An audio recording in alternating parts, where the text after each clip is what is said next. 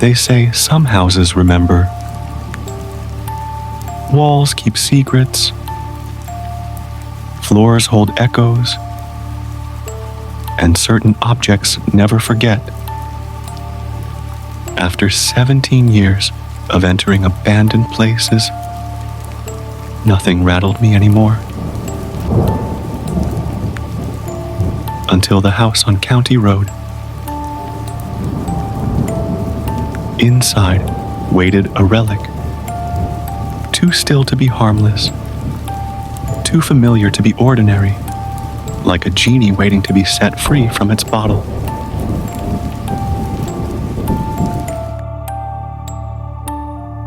Case number CD1930FS.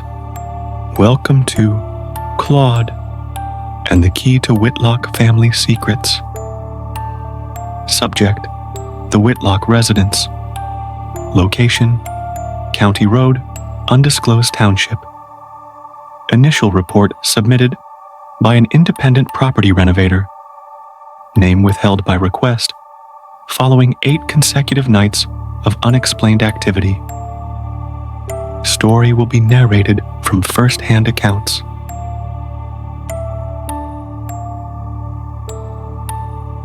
Recovered items include an antique porcelain doll bearing a skeleton key, a damaged photograph of the Whitlock family, associated deceased entities: Harold Whitlock, father; Margaret Whitlock, mother; Claude Whitlock, son; a key to a lock now broken. Claude and the secrets are free.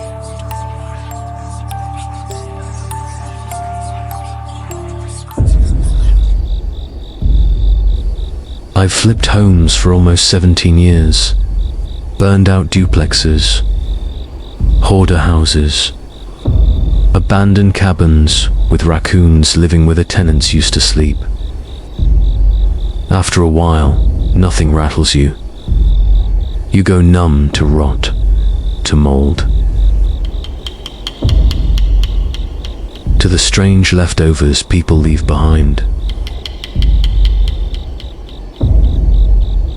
But the house off County Road, hidden behind a long dirt drive,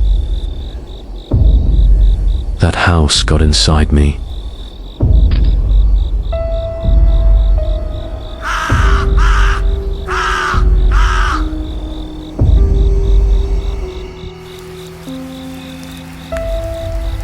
It was an 1890s Victorian, good bones, low listing price. The realtor said the previous owner had passed unexpectedly. That's code for no one wants to touch what's still inside. I walked in ready for stench and collapse, but there was nothing. Just silence. Not peaceful silence. Thick silence.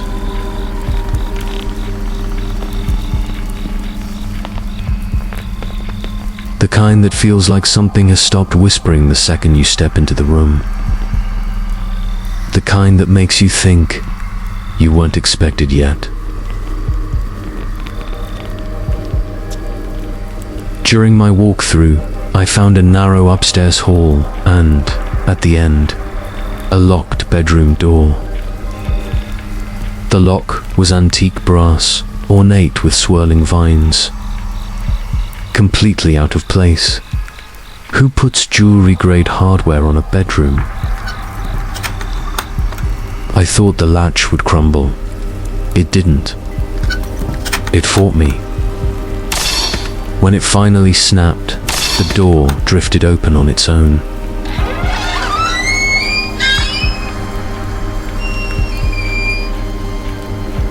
Releasing a soft sigh, like the room had been holding its breath.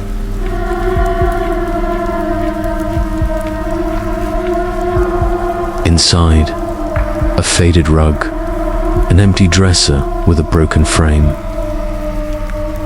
peeling wallpaper like dying skin. Unlike the gutted house around it, This room was fully furnished.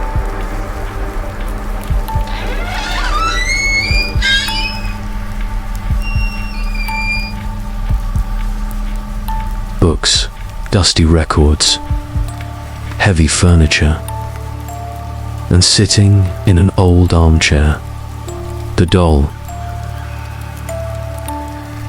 pale, too still, watching. A house might leave junk behind, but junk doesn't stare back. I shut the door and kept working. That night, I slept in my truck out front like I always do. No power, no heat. Netflix and my phone were safer than a freezing Victorian coffin. At 2:13 a.m., something tapped the driver's side window. 3 light taps. I blinked awake. Nothing outside. No branches. No wind. Just the steady sounds of the rain. Then I saw it in the upstairs window. A figure.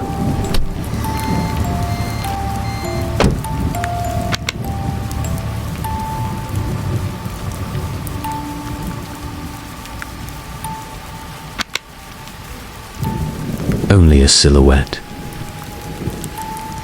But the stare felt sharp enough to cut.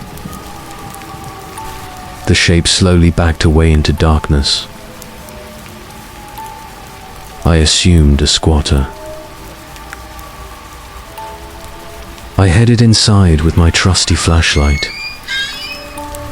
The front door creaked. The floor groaned. But there were no footsteps inside. Nothing.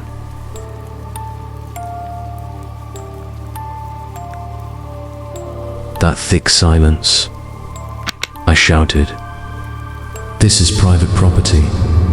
Leave now or I call the police." No response. Creak sounded upstairs. I rushed the stairs before reason could stop me. Room by room, empty. Then I reached the locked room. Only, the lock was already broken. Inside, everything was perfectly arranged. The curtains, parted, exactly where the silhouette stood. But the doll was gone from the chair. I spotted it on the floor, waiting for me.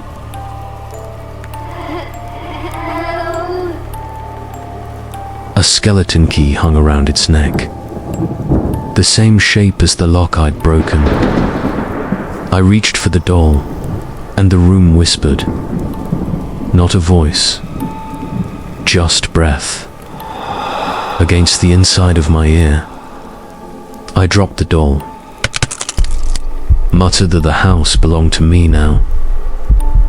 I began to search the dresser, finding a family portrait. Don't look behind you. The Whitlock family. The father Harold, mother Margaret, and Claude. The little boy Claude didn't smile.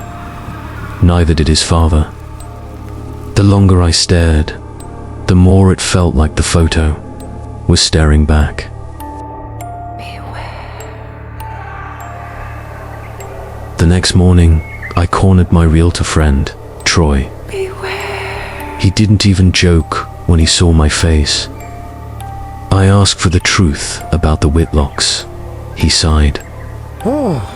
Claude Whitlock, the little boy, met his end on the stairs.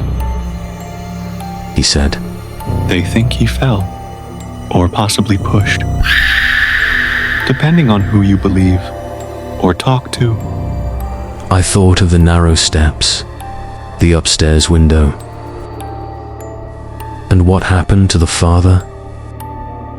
Hanged himself. In one of the upstairs rooms. The mother had passed months earlier. No witnesses left. No explanations.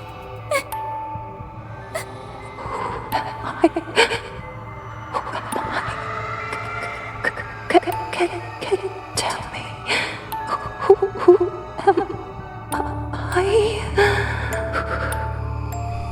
Everything suddenly made sense. The whisper, the figure, the watching. I had broken the lock. Whatever had been trapped was free.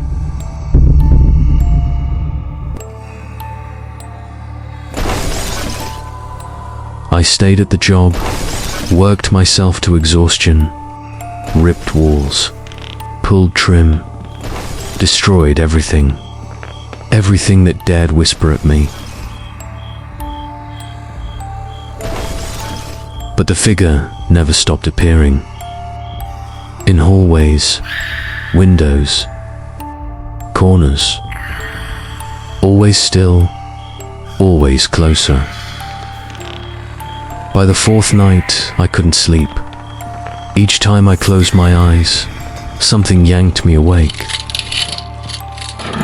Dragging sounds, thuds, the sensation of someone leaning over me.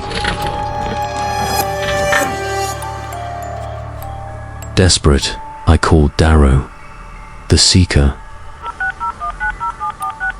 a psychic collector, sent him a photo of the doll and the family portrait. He texted back in 30 seconds. "I'll take them. How soon can you meet?"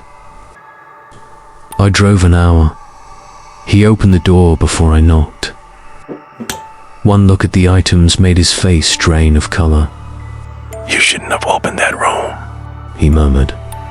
Inside, he laid out velvet cloth, touched both items, closed his eyes. "The father, Harold, wasn't what the town believed," he whispered to me. The truth spilled out. Margaret hadn't died naturally. Claude hadn't fallen. Harold had done it. And the doll had made Harold relive what he'd done every night, until madness drove him to the rafters. "And now," he said quietly, "the doll knows you."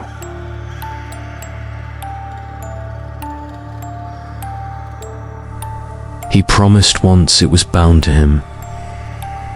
The house would settle back down. I didn't wait. I exchanged money, walked out, and never looked back.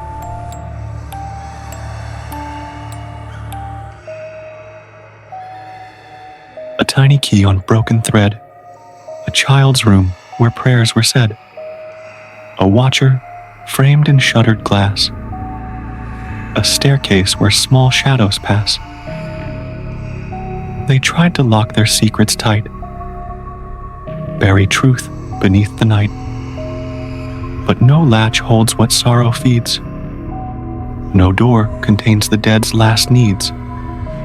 For when a hidden sin takes form, it waits in dolls and whispers warm. And every lock that's torn apart sets something loose to find a heart.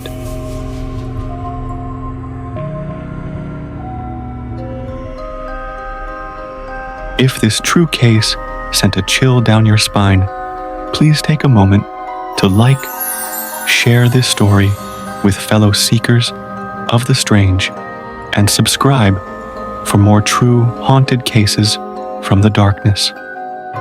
Because some doors were never meant to be opened, and once they are, the watchers never stop looking back.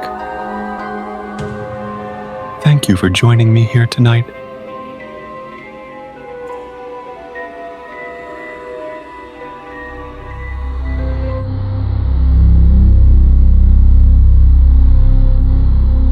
She walks the room she thought were clean, yet shadows stir where she has been.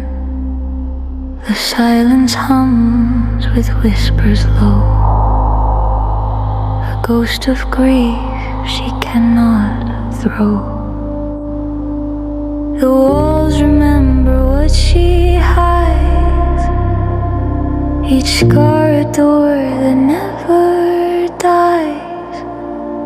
The air is thick with yesterday, its chains still tug, they will not fray.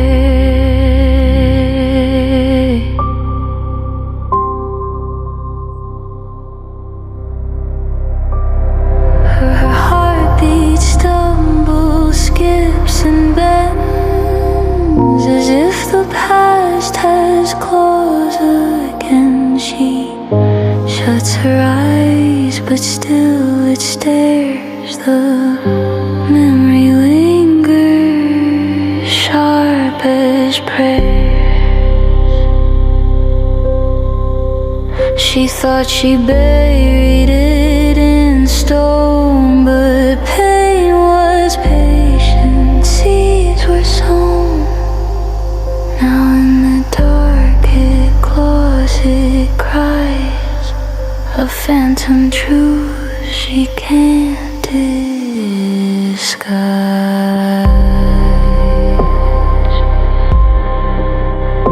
She trembles, caught between two skies, the now, the then, both compromised, haunted by memories quite arranged. She feels the echo